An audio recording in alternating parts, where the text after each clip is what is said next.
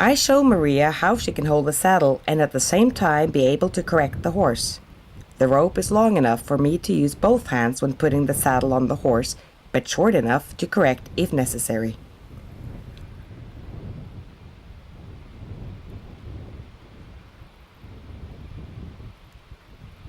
When I see that Boldina is thinking about taking a step forward, I tighten the rope to discourage her. If you keep the rope tight, the horse might take this as a cue to back up, or it might move forward if you put slack on the rope.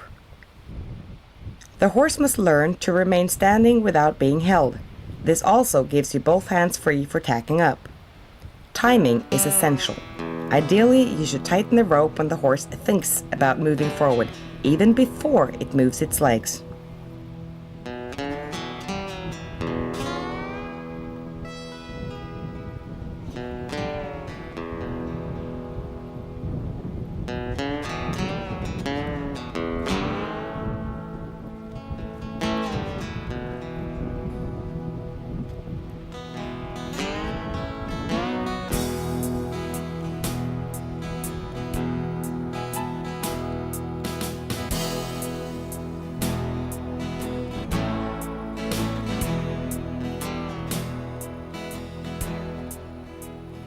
Maria waits until she sees that Boldina will stand still before she puts the saddle on. If the horse associates the saddling with discomfort or pain, it is unlikely that it will stand still. Make sure that you place the saddle gently onto its back and that the stirrups don't hit the horse's sides. An ill-fitting saddle is a common cause to problems. You should regularly check the saddle fit because the horse's back will change with age and how much training it gets. Most horse owners will need professional help with this.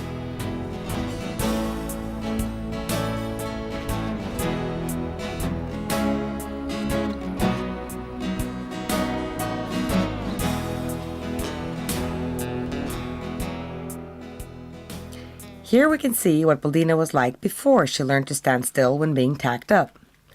There are many reasons why a horse won't stand still for mounting. If it shows reluctance to this, one must ensure that the tack fits and that the horse isn't in pain. How you tighten the girth is important. A lot of people do this too fast and tighter than necessary to keep the saddle in place. Because of this, many horses get sore muscles in the girth area. Boldina shows that this is uncomfortable by swishing her tail and moving away.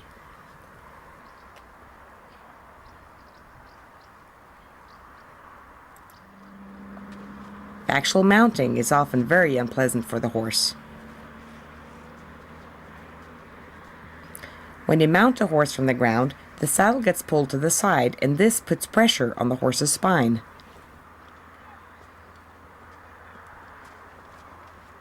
Most people always mount from the left and the spine can get twisted to that side. This can make the rider crooked too.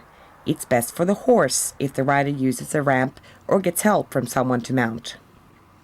From the chair, Petra can put her weight on her hands and gently sit down. This way she doesn't twist the saddle or strain the horse's back. Boldina patiently waits for the signal to move forward.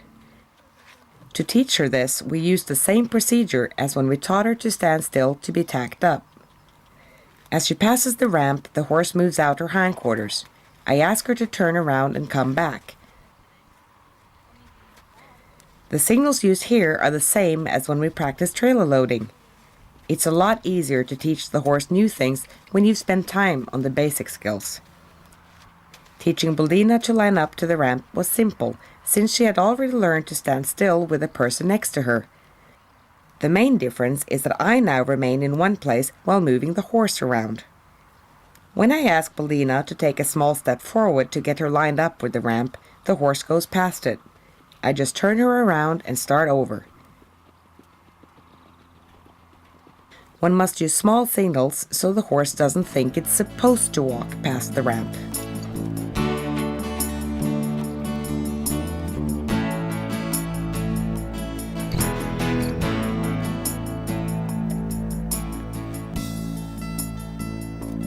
Everything is connected.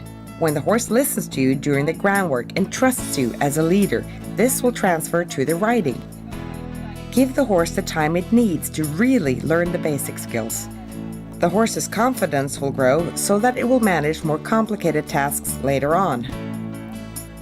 Communication and cooperation between the horse and rider are essential for both of them to enjoy the riding. What method you use is less important. It's your approach and attitude that makes a difference. Try to see things from the horse's point of view and work with it at the level it's at. We wanted Boldina to respond softer to the riding aids. Petra did the same exercises with the reins that we saw Stephanie do with Simon. By varying the direction and the gait, Petra could keep Boldina's attention. Most of the problems they used to have when riding Boldina had the same cause as the problems they had with her on the ground. The communication and trust between them had improved, and this transferred to the saddle. They have a long way to go with their dressage training, but they now work together, and this gives them a good foundation to build on.